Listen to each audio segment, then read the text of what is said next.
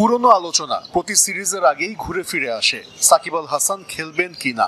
IPL এর জন্য জাতীয় দলের খেলা অতীতে এড়িয়ে গেছেন মিস্টার অলরাউন্ডার, তবে ঢাকা প্রিমিয়ার লিগের জন্য এবারই প্রথম। সূত্র বলছে শেখ জামাল ধানমন্ডি ক্লাবের ম্যানেজমেন্টের ইচ্ছায় সুপার লিগের অন্তত দুটি ম্যাচ খেলবেন নাম্বার 75। সেক্ষেত্রে জিম্বাবুয়ে সিরিজের প্রথম 3 ম্যাচ খেলা হচ্ছে না সাকিব আল হাসানের, যদিও বিসিবির দাবি ভিন্ন কিছু।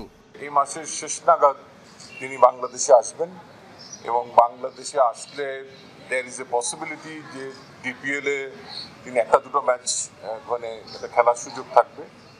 তারপরে আমাদের টিম ম্যানেজমেন্টের সঙ্গে ঢুকে যাবেন তিনি, সেখানে কিছু তো ক্রিকেটিং স্কিলের প্র্যাকটিসের সুযোগ থাকবে। টিম ম্যানেজমেন্ট যেভাবে চায় তিনি যেভাবে চান। তারপরে ডেফিনেটলি আমরা চাইবো যে টি-20 ম্যাচে যেহেতু 5টা ম্যাচ আছে শেষের দিকে তিনি যেন খেলার সুযোগ পান।